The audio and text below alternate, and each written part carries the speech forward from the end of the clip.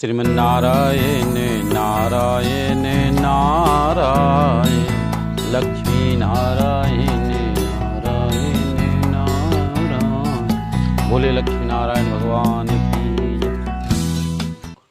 संध्या की बेला में कभी भी भूल करके यह काम नहीं करना चाहिए, वरना 3 पुष्प तक रोते रह जाओगे। संध्या की बेला में कौन ऐसा काम है नहीं करना चाहिए? और जानती है भागवत के माध्यम से। भागवत में एक बार की बात, कश्यप जी महाराज के पास दीति माता जो है पहुंचती है। कश्यप जी की 13 पत्नियां, 13 पत्नियों में दीति जो है राक्षसों की माता है, अदिति जो है देवताओं की माता है। तो दीति को कोई संतान नहीं था। दीति खिन्न मन रहा करती थी। शादी विवाह जो होता है वंश की वृद्धि के लिए किया जाता है, वासना की पूर्ति के लिए नहीं किया जाता। तो वंश की वृद्धि के लिए जब शादी होता है, शुभ नक्षत्र, शुभ मुहूर्त, शुभ बेला, शुभ तिथि जान करके, और उस बेला में हम पति पत्नी दोनों साथ जब रहते हैं, उसे जो गर्भधारण होता है तो उसे जो पुत्र की प्राप्ति होता है, संतान की जो प्राप्ति होता है, वो विश्वविख्यात संतान की प्राप्ति होती है। तो शादी होने के बाद जब वंश न हो तो बड़ा व्यक्ति को दुखी महसूस होता है। तो उस समय दीति माता के पास कोई संतान नहीं था और सबके संतान विराजमान थे। तो दीति माता को बड़ा कष्ट हुआ करता था।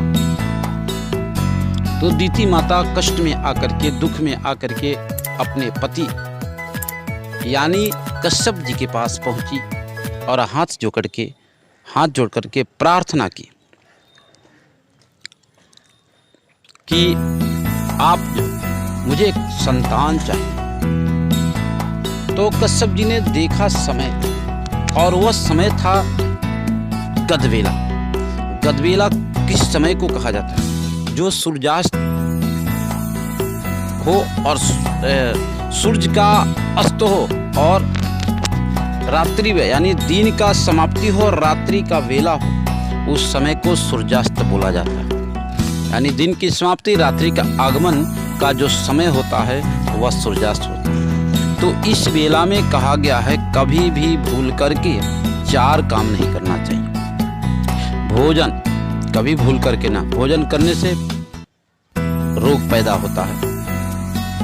शयन करने से भी रोग पैदा होता है, शरीर स्वस्थ नहीं रहते हैं। और विद्या पढ़ाई करने से भी उस समय की पढ़ाई वह व्यर्थ चला जाता है, निष्फल हो जाता है, समय पर काम नहीं देता है।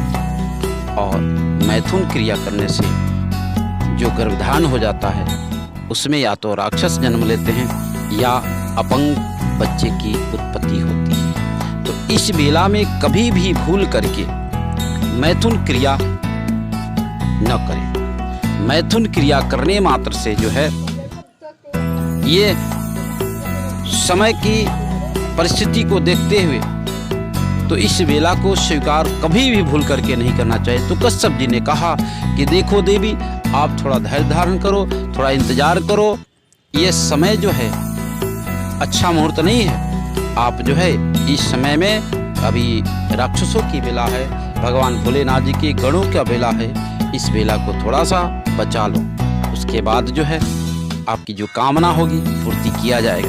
लेकिन दीति माता ने वासना के ग्रसित होने के कारण जो है वह नहीं समझ पाई और कश्यप जी की बात को न मानी। पत्नी जो पति के बात को न माने तो बाद में पछताना पड़ता है। तो आज दीति माता ने कश्यप जी की बात को नहीं मानी, जिसके कारण जो है मैथुन क्रिया के माध्यम से दीति माता को गर्भधारण होता है। और उस गर्भ में सनत कुमार के द्वारा श्राप ग्रसित जय और विजय यहाँ जो है दीति माता के गर्भ में आपने जन्म लिया, जिसका नाम हिरण्याक्ष और हिरण्यकशिपु पड़ा। और यह हिरण्याक्ष और हिरण्यकशिपु जो है राक्षसों का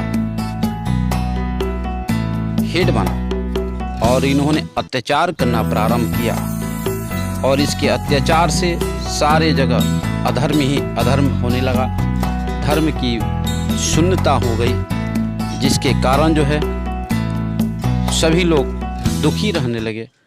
और उस दुखी के कारण जो है कहते हैं कि दुख में आकर सभी देवताओं ने भगवान से प्रार्थना की और भगवान जो है इसे अत्याचारी पापी को मारने के लिए, हिरण्याक्ष का वध करने के लिए शुक्र भगवान का अवतार लेते हैं और पुनः उसे हिरण्याक्ष को वध करते हैं। और हिरण्यकशिपु के लिए नरसिंह भगवान का अवतार लेते हैं और अपने भक्त प्रहलाद को बचाने के लिए इन्होंने नरसिंह भगवान रूप धारण करके हिरण्यकशिपु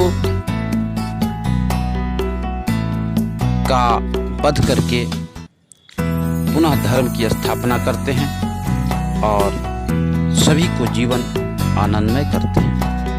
तो जिंदगी में कभी भी भूल करके संध्या की बेला में ये काम न करें, नहीं तो जिंदगी भर पछताना ही पड़ेगा। जय श्री राम, जय श्री राधे।